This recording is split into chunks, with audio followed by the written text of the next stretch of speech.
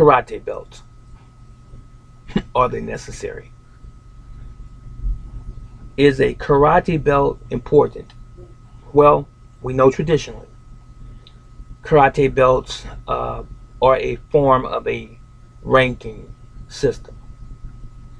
There's certification where you receive a paper certificate that takes you from a beginner to a intermediate to a advanced practitioner, or even a senior advanced, or even a black belt in a particular martial arts style or system.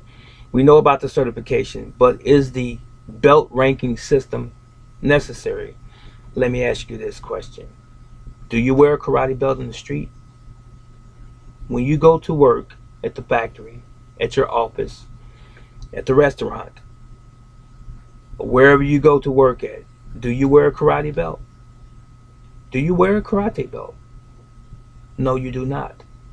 So there's an appropriate place for a karate belt or a kung fu sash, any type of ornamental apparel that you would traditionally use in martial arts. Note that I said ornamental. That's what it's for. It doesn't define you. It just basically denotes that you have achieved a certain level of proficiency and or time or tenure with a martial arts style or system under a particular instructor. That's all it is. So don't get your underwear in a wad thinking that, this karate belt is this important to me. The experience should be more important to you. Let me give you an example. I competed in martial arts tournaments for many years, and I amassed uh, close to 300 trophies.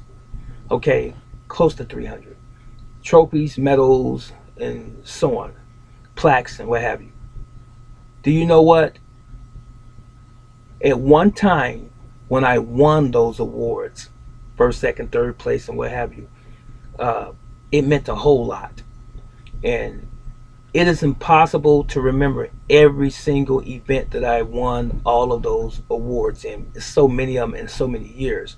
However, the greatest thing that I can take away from those martial arts events was the experience, and was the knowledge, was when I stood in front of another human being, another person who was of equal, lesser, or even greater skill than I. What lesson did I take home? It wasn't a matter of, oh, this is a nice shiny plastic wood and metal trophy that I'm taking home with this karate figurine or kung fu figurine on top of it. It's beautiful. It's beautiful in the moment. But what was more beautiful was the experience.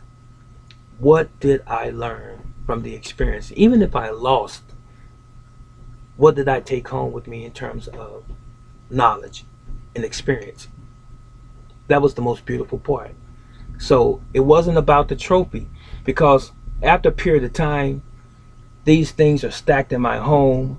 They collect dust, and after they begin to settle, after a while, they begin to get rickety and they fall apart, and you have to continue to reinforce the screws and the bolts and the things like this. It just becomes uh, tedious, you know. So I have given some of my trophies away over the years because they're only physical uh, reminders of what I did in years before.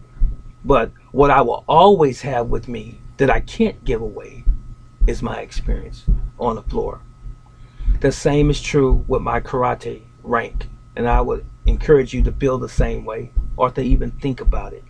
Is that when you received your first black belt, when you received your first red belt, your brown belt, depending on what your system is, your patch or your sash, the experience should be the thing that stays with you throughout your entire life. Not so much the material thing, because that's going to fade away. It's going to get old and so tattered. I'm talking about your uniforms and your belts and things like this. And sometimes you just throw these things away. Sometimes when you move from another location, you lose your your belts and your uniforms and things like this. But you can never lose what you learned. It's always going to be a part of you. So belts have their place. I have belts that I have had for many years, and I've lost belts over the years. But I can't sit down and ponder on it too long, because what I do have, like I said before, and it's redundant, what I do have are the memories. It's the most important thing in the world are the memories. So karate belts are important during the moment. And as we go throughout the years, we get the second rank, the third rank, the fourth rank, and sometimes ultimately that first black belt or shodan, and then you meet uh, that thing that you've searched for most of your martial arts career, that level of mastery, that master rank. You achieve that, and sometimes grandmaster depends on what the system or style is, and sometimes guru, they call it guru, or soki, or whatever the rank. Don't forget what I said earlier. You don't carry your belt with you. You don't wear your karate belt in your uniform when you go to your 9 to 5, or you go out to church, you go to the grocery store and so forth. You don't wear this stuff. You only wear it in here. That's the most important thing.